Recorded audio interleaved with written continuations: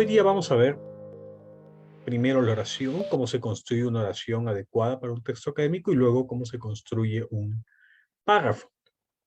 ¿Qué es una oración? Una oración es la mínima unidad lingüística que puede expresar una proposición, por ejemplo, una orden, una exhortación, una instrucción o una pregunta, entre otros tipos de expresiones que tienen un sentido completo. Veamos algunos ejemplos, porque a veces esto se entiende mejor, más que con las definiciones, con los ejemplos. Por ejemplo, una proposición es un enunciado que puede ser verdadero o falso. Entonces, aquí tenemos un ejemplo que es: el gato es un animal mamífero del género Felis. Eso es algo que puede ser verdadero o falso. Y es un enunciado que, digamos, según consultemos nosotros las convenciones taxonómicas, en los manuales de zoología, vamos a poder establecer si es que es verdadera o falsa es esta oración. Nótese de paso solamente que el término Felis va en cursiva y con mayúsculas. Digo muy de paso que cuando uno utiliza palabras, digamos, que tienen su origen en otra lengua, en este caso el latín, tienen que ir en cursivas. Y también, según la RAE, los términos taxonómicos de la biología tienen que comenzar con mayúscula. En algún momento vamos a hablar un poco más de cómo se usan las mayúsculas y sobre todo les voy a indicar dónde pueden consultar todas las reglas al respecto. Otro ejemplo de proposición. Esta sustancia, ¿no? Podemos decir incluso la sustancia X, no afecta a la capacidad cognitiva de los gatos, ¿no? Por ejemplo, podemos realizar un experimento y determinar si una determinada sustancia incrementa o no, por ejemplo, la capacidad que tienen los gatos de resolver o de, digamos, sí, bueno, resolver algún problema que puedan tener, por ejemplo, escapar de un sitio o, digamos, encontrar su comida o extraer su comida de ciertos lugares. Y podemos asociar la mayor incidencia, un éxito en elaborar esas tareas como un aumento en su capacidad cognitiva. Entonces, podemos afirmar que eso es verdadero o falso con respecto a cierta sustancia y por eso es una proposición.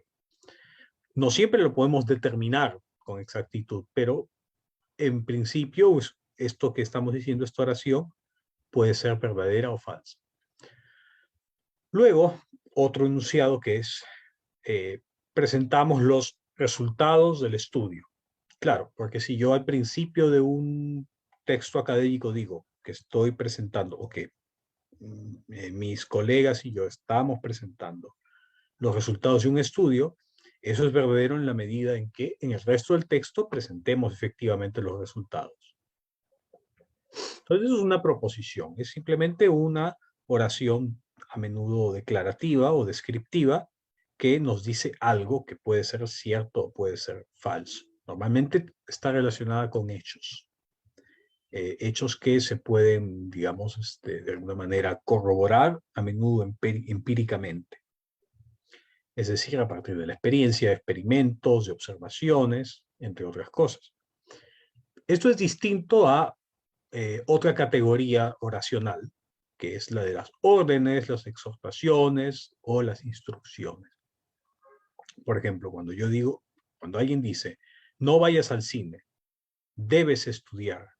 Bueno, ahí, más que, digamos, estar diciendo algo que puede ser verdadero o falso, estamos dando una orden, sobre todo en la primera parte, que es la primera oración de esa, digamos, de este primer ejemplo, que es, no vayas al cine, ¿no? Es una orden, es una exhortación. Pero debes estudiar, uno puede decir, claro, pero esto es verdadero porque todo el mundo debe estudiar. Sí, pero también se puede interpretar como más bien una orden. Es decir, yo en realidad no estoy tratando de afirmar la verdad o falsedad de si una persona o de determinada debería estudiar en cierto momento, sino que al decir eso, lo que en realidad estoy tratando de expresar es que esa persona estudie en este momento. Le estoy ordenando que estudie cuando le digo que debe estudiar, o le estoy exhortando a estudiar cuando le digo que debe estudiar. Entonces, eso que nos dice que en parte a veces las oraciones, no necesariamente por la estructura, no siempre se puede identificar exactamente como una oración, cuando una oración está expresando una proposición o una orden simplemente con analizar su estructura. A veces, cuando decimos un enunciado que parece una proposición, lo que estamos haciendo es dar una orden. Pero no vamos a entrar mucho en esos detalles por ahora. Otra forma de, por ejemplo, dar una orden, una exhortación o una instrucción es a través de un enunciado como el siguiente, que es: no recomendamos este tratamiento. Y uno puede decir, claro, puede ser verdadero o falso eso. Pero en realidad lo que estamos haciendo cuando decimos eso es simplemente estamos dando la instrucción de que ese tratamiento no debería ser utilizado. Estamos dando la instrucción de que no se utilice ese tratamiento en caso de que nos quieran hacer caso, ¿no? Entonces, y otro tipo de, digamos, oraciones similares, por ejemplo, encontramos en textos que indican un método de trabajo, una metodología. Por ejemplo, ¿cómo podemos describir cómo se hace la metodología de un experimento? Pues decimos paso por paso qué cosa se debe hacer o qué cosa se tiene que hacer, ¿no? Y en ese sentido, cuando nosotros describimos una metodología, estamos utilizando sobre todo oraciones de ese tipo, que presentan órdenes, exhortaciones o instrucciones. Ahora, la diferencia básica, para repasar esto, entre proposición y toda esta categoría de órdenes, exhortaciones e instrucciones, es que en el primer caso hablamos de oraciones que pueden ser verdaderas o falsas. Y en el segundo caso estamos hablando de oraciones que dan una recomendación que puede ser seguida o no seguida por el oyente, satisfecha o no satisfecha por el oyente. Por ejemplo, si me dicen no vayas al cine, pero yo igual voy al cine, entonces la instrucción no se ha satisfecho. Pero no significa que la instrucción no sea verdad o verdadera, porque las instrucciones no son ni verdaderas ni falsas. Simplemente se dicen y ya, digamos, el oyente sabrá si le hace caso o no le hace caso. Lo mismo con la recomendación del tratamiento, ¿no? A menudo artículos científicos pueden dar razón, van a argumentar y concluir con de manera muy fehaciente que determinado tratamiento no es recomendable porque no, digamos, tiene efectos, los efectos que debería tener para tratar una determinada enfermedad o condición, pero ya está en la decisión personal de muchas personas si van a utilizar o no ciertos medicamentos. Y bueno, otra cosa que se puede hacer con las oraciones, al menos en este esquema de, digamos, básico, que esta división, esta partición que hemos hecho es preguntar o requerir informaciones, por ejemplo. Entonces, si yo pregunto cómo afecta la sustancia a la capacidad cognitiva de los gatos, eso no es algo que puede ser verdadero o falso. Tampoco es una oración que pueda ser satisfecha o no satisfecha, ni una instrucción que puede ser seguida o no seguida, obedecida o desobedecida por el oyente, sino es simplemente un requerimiento de cierta información. Y ante eso se espera una respuesta verbal también, normalmente. ¿Cómo afecta la sustancia de la capacidad cognitiva de los gatos? Yo puedo responder, no la afecta de ninguna manera, o ralentiza, o sea, hace más lenta la capacidad que tienen los gatos para poder percibir, digamos, resolver problemas, ¿no? O la acelera. Otra pregunta, ¿no? ¿Por qué son diferentes los índices de desarrollo de Perú y Chile? Entonces yo podría responder, bueno, porque hay determinadas políticas, hay determinadas legislaciones y hay determinadas políticas económicas y hay determinadas condiciones, digamos, legales en Chile y en Perú que provocan, al menos con cierta probabilidad, que haya distintos índices de desarrollo en estos países, ¿no?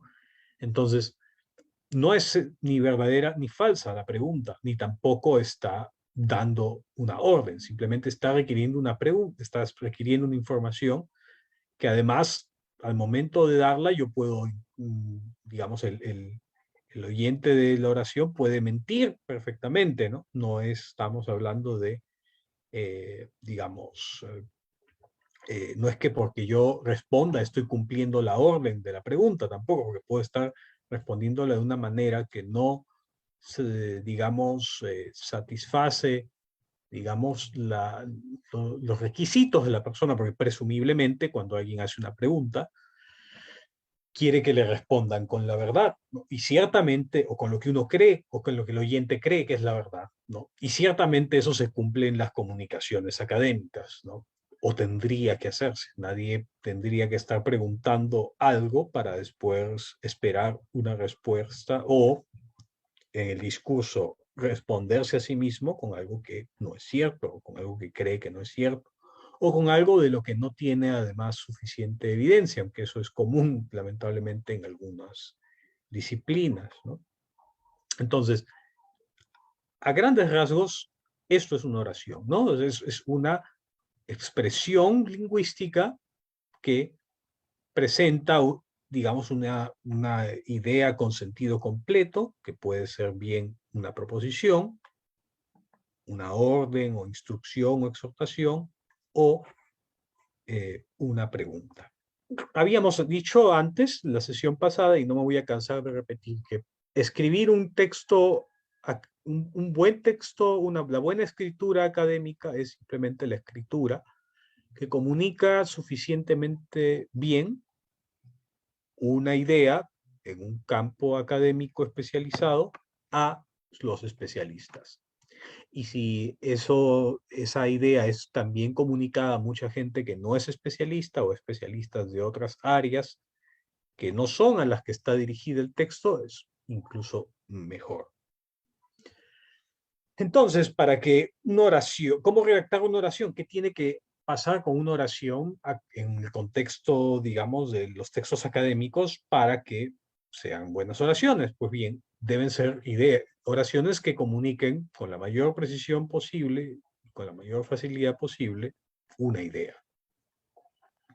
Y para hacer esto hay una serie de reglas que no es que se deban, no se tienen que cumplir estrictamente y siempre, hay excepciones, pero que son algo así como principios generales que en la mayoría de casos hacen mucho más legible un texto, sea o no sea académico. En general, ¿no? Hay oraciones que son muy largas, hay oraciones con estructuras muy complicadas, de las que vamos a hablar. Entre ellas, por ejemplo, oraciones con muchas comas, muchos paréntesis y muchas rayas, que podrían ser perfectamente reemplazadas por varias oraciones distintas. Oraciones que están escritas con la voz pasiva, es decir, vamos a hablar más de eso, pero la voz pasiva es una oración en voz pasiva, es una oración donde el objeto de la oración, la acción del verbo recae del objeto al sujeto. Por ejemplo, en lugar de yo decir en voz activa, Pedro alimenta a su gato, yo podría decir en voz pasiva, el gato es alimentado por Pedro.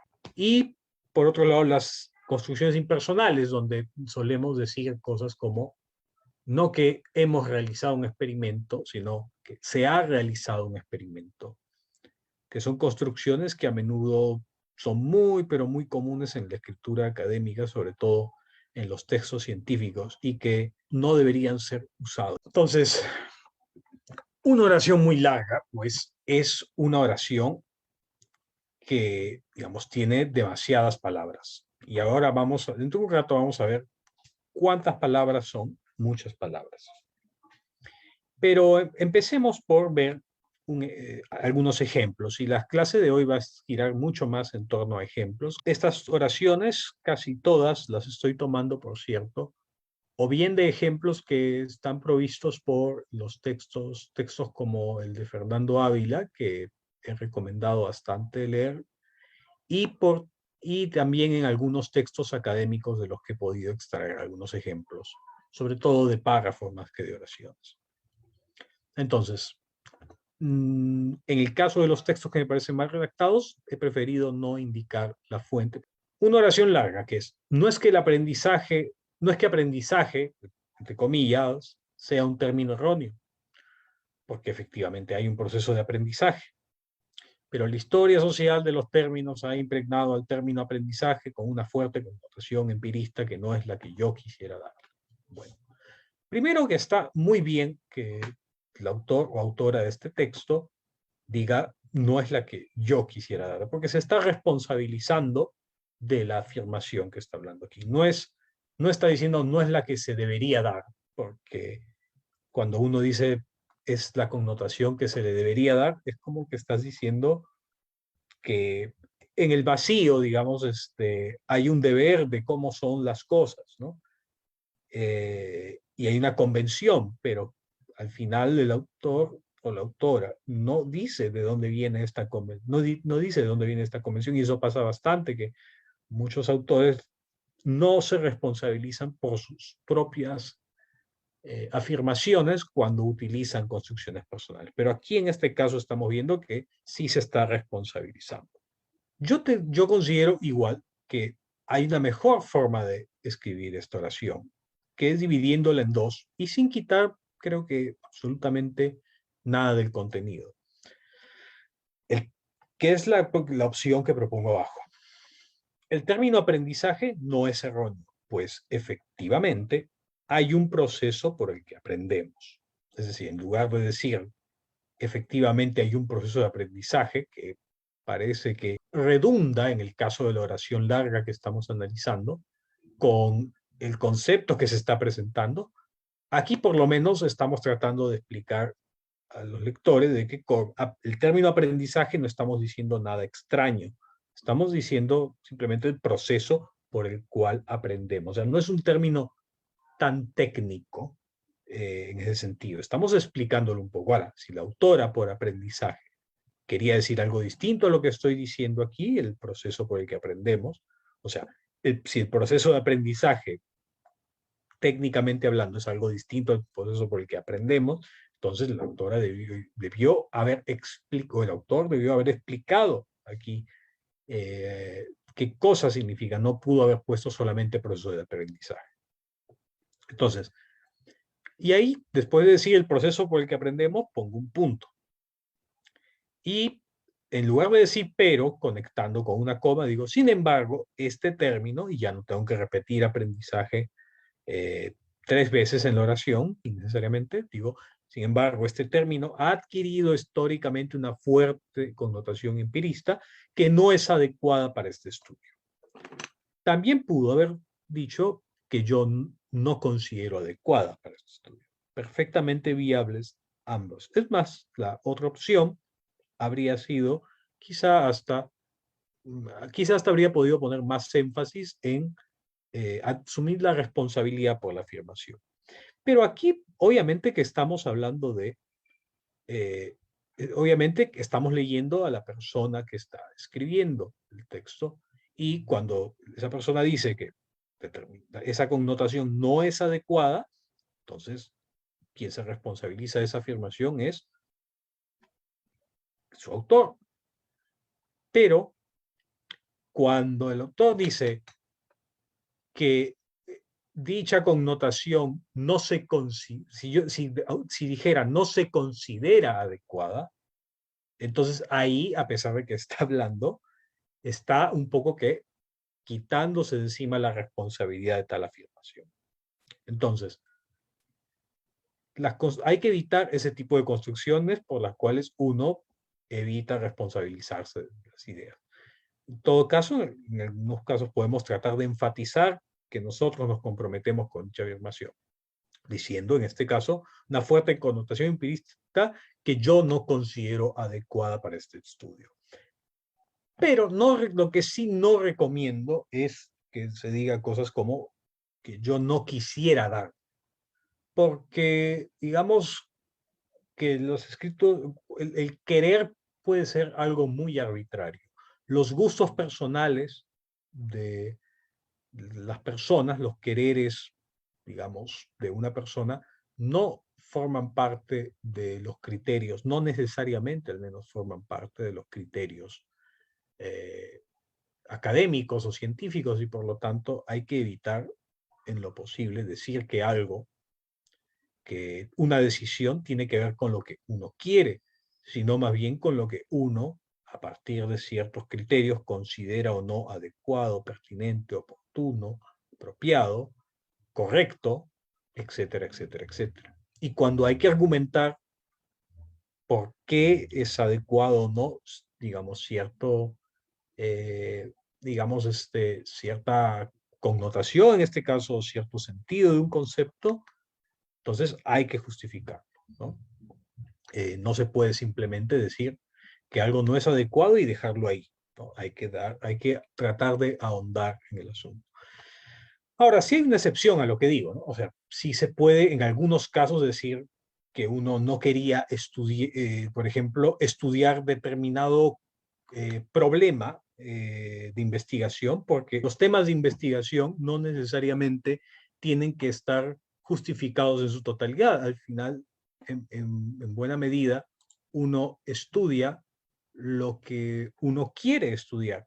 No tiene que ver con una decisión necesariamente racional que obedece a criterios, digamos, completamente, digamos, que se tengan que justificar por completo.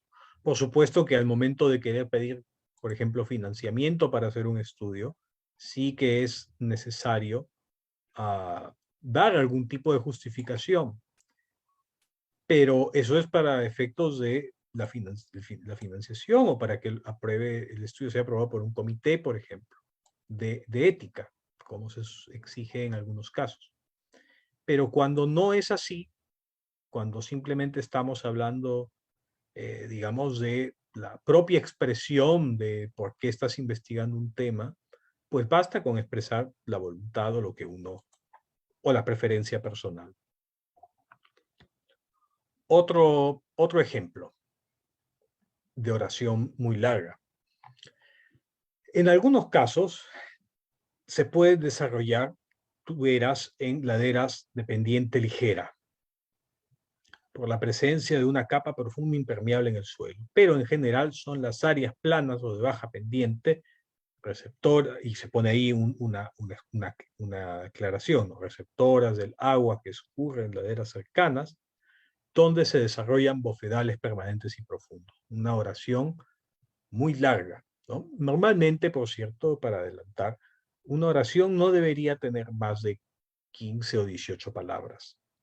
No es que nunca deba tenerlas, pero es una recomendación general que en promedio una oración no tenga más de 15 o 18 palabras, y está mucho mejor aún intercalar oraciones de ese tamaño mediano con oraciones cortas. ¿Cómo podemos dividir esta oración? Podemos dividirla de varias maneras, pero escojamos una división bastante conservadora del material original. Simplemente dividámosla en dos. En algunos casos, por haber una capa profunda y impermeable en el suelo, se pueden desarrollar tuberas en las laderas de pendiente ligera. Primera idea, primera parte de lo que se quiere decir, ¿no?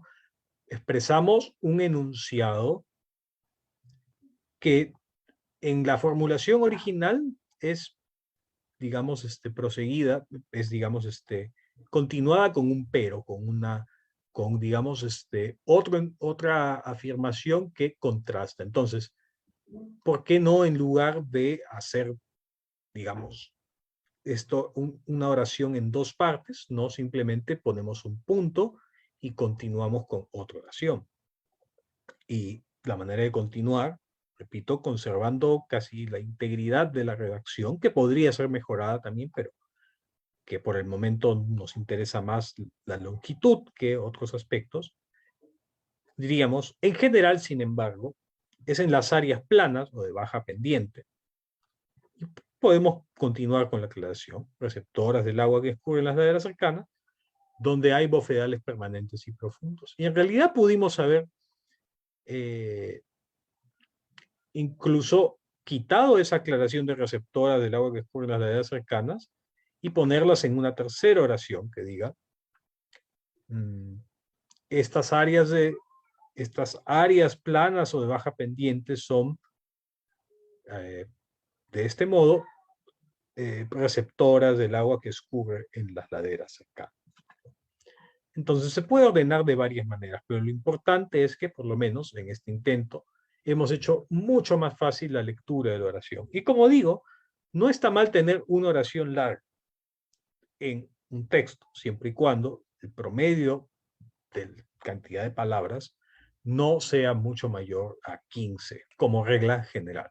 Y en este caso es muy complicado hacer, digamos, una reducción en varias oraciones. Hay casos en que no podemos reducir fácilmente una oración a varias, porque la redacción sería incluso más molesta, ¿no?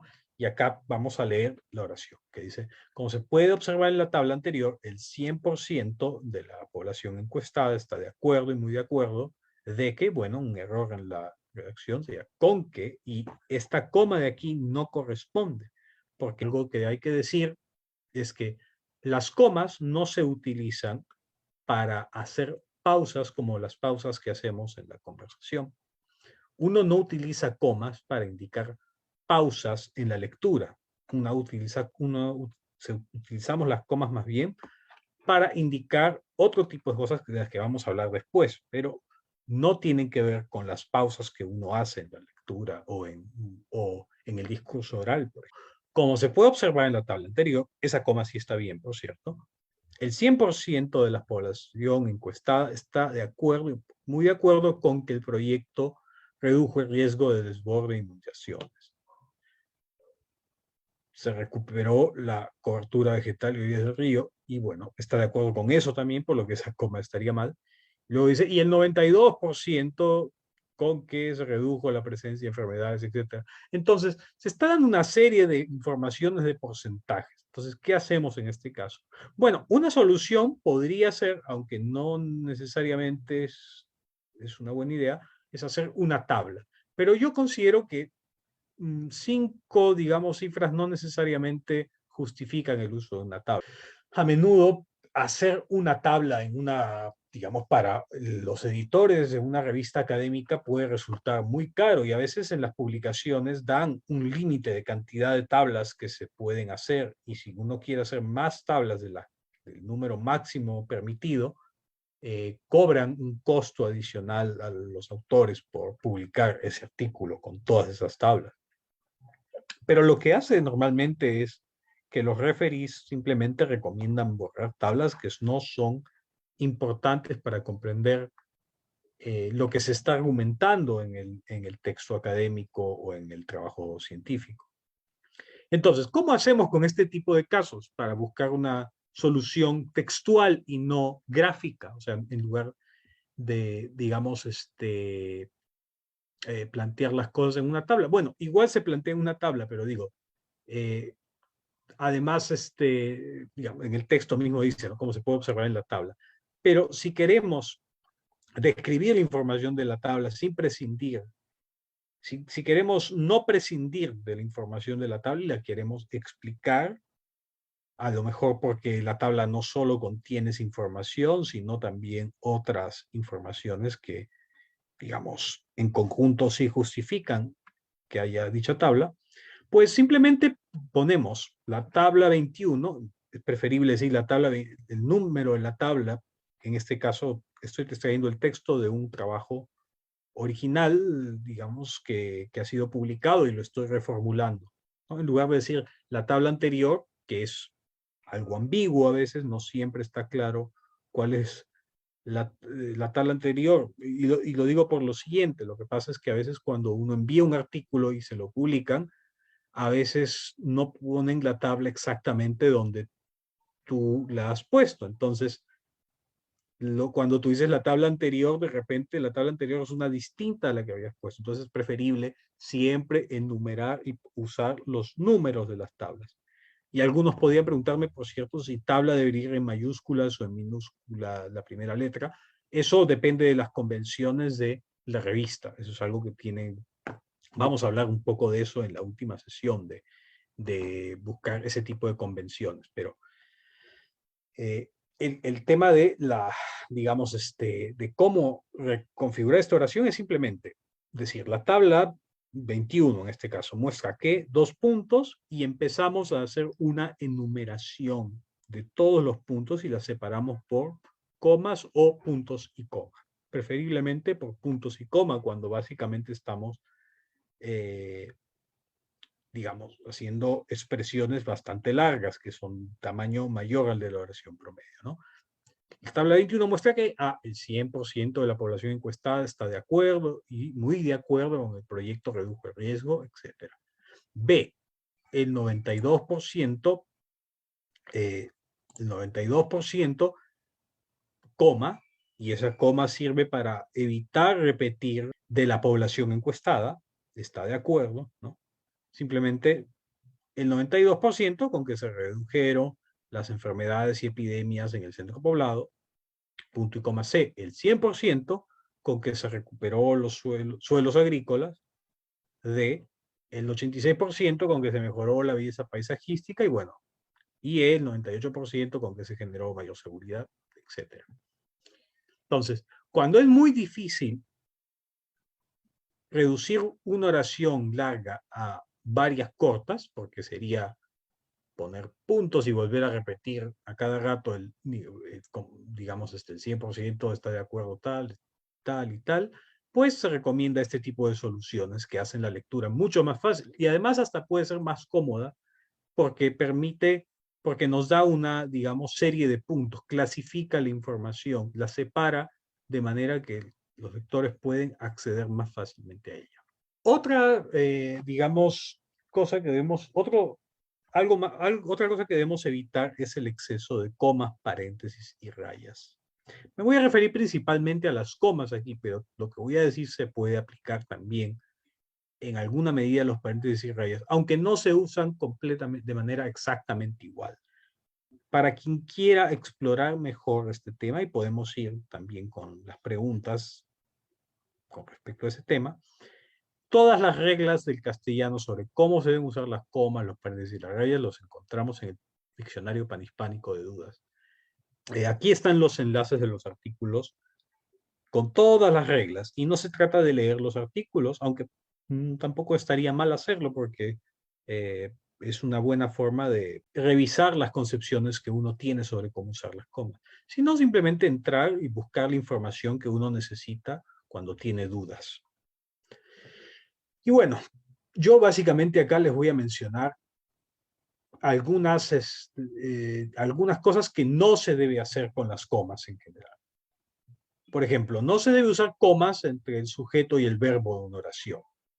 Por ejemplo, acá vemos que, digamos, cuando pongo un asterisco delante de una expresión es porque es incorrecta. Acá dice, mis padres, mis tíos, mis abuelos, coma, me felicitaron ayer. No, sería mis padres, mis tíos, mis abuelos, sin coma, me felicitaron ayer. Y si les parece feo que no tenga la coma porque no hay digamos, porque todas las comas están aquí, entonces recomiendo utilizar una expresión mucho más natural, que es mis padres, mis tíos y mis abuelos me felicitaron ayer. Y ya está, no necesitamos, digamos, hacer expresiones poco comunes donde separamos todo por comas y no incluimos una I o una Y, ¿no? Para digamos, terminar, para unir el elemento final de una lista, ¿no? Ahora, hay excepciones porque, digamos, cuando decimos los novios, el novio, los parientes, los invitados, coma, etcétera, ahí después, etcétera, sí debería ir una coma. Esperaban ya la llegada de la novia, ¿no? Otro caso es cuando tenemos una aclaración, un inciso, ¿no? Después del sujeto. Es mi hermano, como tú sabes, que es un inciso aclaratorio, es un magnífico deportista, ¿no? O si yo dijera, por ejemplo, Pedro, el padre de mi esposa, es un buen suegro. Pero acá no es, la regla no es poner la coma después del sujeto, sino la regla es que como tenemos un inciso aclaratorio, tenemos una aclaración aquí que está entre comas, entonces ahí ponemos la coma. Si en lugar de las comas hubiéramos optado por poner rayas, entonces no tendríamos necesidad de coma y si hubiéramos puesto un paréntesis, aunque acá el paréntesis no corresponde, no es lo más apropiado, pues tampoco tendríamos que poner una coma detrás del paréntesis de cierre. Tampoco se usa coma, aunque parezca poco intuitivo, detrás de la palabra pero, cuando precede una oración interrogativa o exclamativa. Esto, digamos, es una regla que a mí no me gusta mucho. Yo sí creo que se ve más natural poner el pero, poner una coma después del pero eso es lo que la convención de la RAE indica. Y bueno, pues en alguna medida es preferible obedecer la regla que, digamos, ir a contracorriente en este tipo de casos. Y bueno, lo que hay que entender es que en general no usamos la coma, como ya dije hace un momento, para indicar pausas. La usamos más bien para introducir incisos, aclaraciones, en algunos casos, o especificaciones, o separar elementos de una oración, como cuando decimos, cuando llegó Adrián, coma, el jefe, coma, todo se aclaró. Estamos con el jefe, estamos haciendo una aclaración. Si ya sabemos que Adrián es el jefe, basta con decir, cuando llegó Adrián, todo se aclaró. Y en este caso, digamos, sí se puede introducir una coma porque, por cierto, también es válido introducir una coma cuando estamos comenzando la oración con un modificador del objeto, ¿no? Digamos, aquí el sujeto de esta oración es todo. El verbo es se aclaró. Y el complemento es cuando llegó Adrián, ¿no? Y cuando se comienza una oración con un modificador, con un objeto, ahí sí se puede usar una coma. Y luego lo otro es separar elementos de una oración. Por ejemplo, hay vino, frutas y comida. Son los dos usos básicos de la coma el castellano. Repito, no es para hacer pausas, aunque a menudo las comas que se utilizan correctamente coinciden con las pausas que hacemos en la, digamos, lectura o en el discurso. En general, ustedes pueden intentar, al momento de hacer comas, introducirlas donde creen que hagan pausa, o donde crean que les parezca intuitivo que debe haber una pausa, pero tratar de ver si lo que se está haciendo es enumerar o introducir una aclaración en medio o introducir digamos, el modificador antes del sujeto.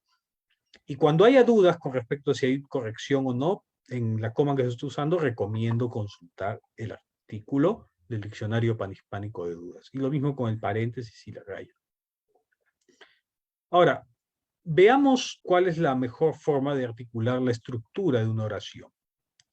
Aquí he confundido el título, pero bueno, acá debía haber mencionado cuál es el tipo de estructura más recomendable de una oración.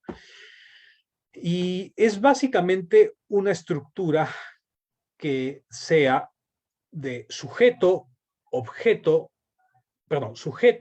verbo y objeto.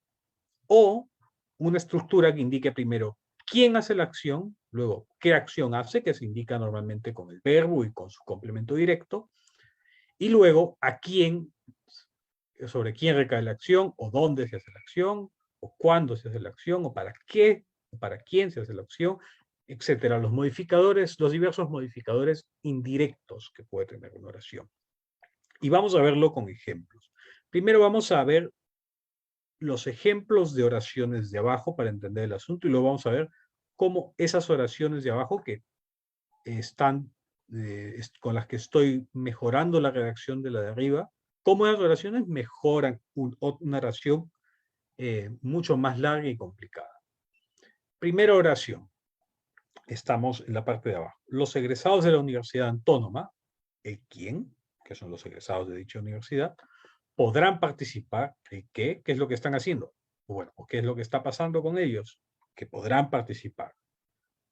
Y podrán participar cómo, dónde o en qué. Bueno, ¿dónde? En el próximo seminario de diversidad y de actualización profesional. ¿Y cuándo? En este caso se indica un cuándo, que es entre 1 y 31 de octubre de 2022. Entonces tenemos una, más allá de la omisión que hice acá, el próximo seminario de actualización debió ser, tenemos una estructura bastante fácil de seguir. Los egresados de la Universidad Autónoma podrán participar en el próximo seminario de actualización profesional entre el 1 y 31 de octubre. Se puede dividir un poco más la oración, quizás, pero es suficientemente bien, se puede entender lo suficientemente bien. Entonces, no necesitamos eh, siempre estar simplificando y obsesionándonos con hacer oraciones de 15 o 18 palabras. Luego, otra oración más larga, pero que también se entiende. Una comisión de egresados, profesores y alumnos de la Asociación de Exalumnos, de exalumnos de la misma universidad, un sujeto bastante largo, pero entendible si uno hace un pequeño esfuerzo nada más. Bueno, esa comisión diseñó el seminario. ¿Qué seminario? Bueno, del que estamos hablando hace un momento. Finalmente, decimos, esta asociación, la Asociación de Exalumnos, por cierto, se ha convertido en un punto de apoyo para las actividades profesionales de los egresados de la Universidad Autónoma. Esta asociación, el quién, se ha convertido en un punto de apoyo, el qué, para las actividades profesionales, el para quién, el objeto indirecto. Y esto modifica esto es una propuesta para mejorar la redacción de esta oración bastante complicada, que es un ejemplo de oración mal redactada que Ávila propone, que es: los egresados de la Universidad Autónoma han descubierto en la Asociación de Exalumnos un nuevo punto de apoyo en sus actividades profesionales. Pueden participar entre el 1 y el 31 de enero del presente año en el próximo seminario de actualización profesional diseñado con gran esmero por una comisión conjunta de egresados, profesores y alumnos. Es una oración que, digamos, es muy fácil perderse, muy fácil confundir. Entonces, ¿para qué redactar así si podemos dividir la oración en tres? E incluso ya hemos visto que algunas de estas oraciones quizá quedan un poco largas, que podrían ser más cortas, pero que por lo menos así se entienden bastante bien. Otro ejemplo de oración un poco, digamos, más complicada de lo que debería ser, que incluye paréntesis y rayas. Y acá estoy modificando una oración que propone Oscar Ávila. Ah, por cierto, las oraciones anteriores las separo como si fueran párrafos, pero solamente para hacer más fácil la lectura. No es porque recomiende yo separarlas por párrafos. La oración complicada es: gracias a la acertada gestión de nuestra oficina de Relaciones Internacionales, el señor José Leonidas Rodríguez Pérez, entre paréntesis, gerente general de ACPICIA LTDA, experto en el manejo de conflictos, o sea, una serie de aclaraciones que nos mantienen en suspenso hacia cuál es el mensaje de esta oración.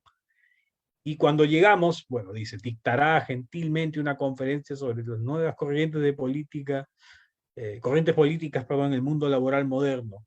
Se aclara ahí que es un tema candente de interés entre los hombres de negocios latinoamericanos, donde en el auditorio, o sea, al final recién nos dicen, porque que este, digamos, famoso expositor dónde va a hablar y cuándo. La información que todos estamos buscando nos la dicen al final, cuando la queremos encontrar lo más pronto posible, o en todo caso no queremos que nos mantengan en tanto suspenso, confundiéndonos con informaciones adicionales.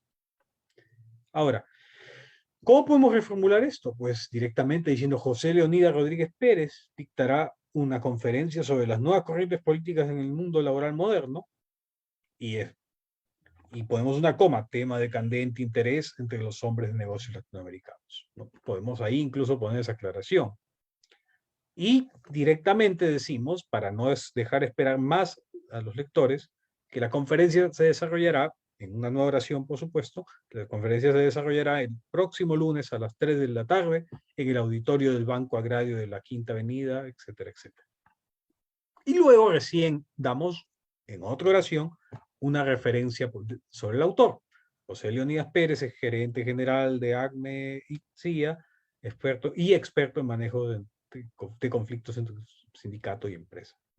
Finalmente, los créditos de la organización. Su amable participación se logró gracias a la acertada gestión de nuestra Oficina de Relaciones Internacionales. Lo que estuvo en una oración gigante que puede ocupar un párrafo, algo que se debe evitar por todos los medios posibles, hacer oraciones que ocupen un párrafo largo, pues lo hemos podido poner muy bien en 4 pequeñas oraciones o 4 oraciones medianas en realidad, todas las que son relativamente fácil, las que podemos leer con relativa facilidad y que además organizan la información de una manera más o menos jerárquica, ¿no?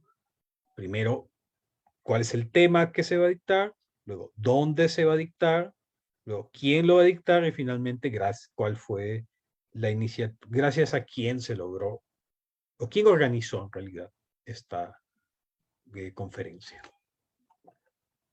Puede servir como un modelo para presentar brevemente un evento que se esté tratando de realizar.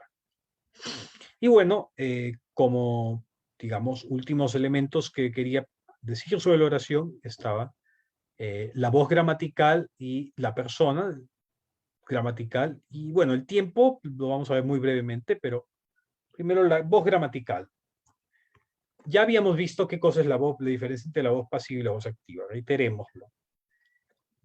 Veamos una oración en voz pasiva. Bueno, la voz gramatical indica la relación entre el verbo y sujeto. En particular indica si el sujeto recibe la acción del objeto, que es el caso de la voz pasiva, o viceversa, o sea, si el objeto recibe la acción del sujeto, que es la voz activa.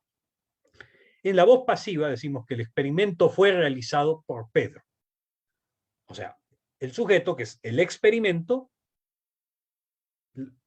la acción expresada por el verbo, o sea, la realización del experimento, fue hecha por Pedro. Y la acción de haber sido realizado por Pedro recae sobre el experimento. Y la forma activa de expresar esto es, Pedro realizó el experimento. Esto de alimentó es un error que cometí. Esto, digamos, en primer lugar, es más fácil leer Pedro realizó el experimento que el experimento fue realizado por Pedro. Tengamos en cuenta que en el caso de la voz activa nos basta con 3 palabras, mientras que la voz pasiva tenemos 1, 2, 3, 4, 5, 6 palabras. Es el doble. Expresamos la misma idea con el doble de palabras. Y no es que la voz pasiva nunca, jamás deba ser usada. Si no cumpliera una función, no existiría en el castellano. Pero hay que evitar abusar de ella. Hay que evitar utilizarla demasiado, porque no es la manera más fácil de leer. No es el tipo de oración más fácil de leer, en comparación al menos con las oraciones que están en voz activa.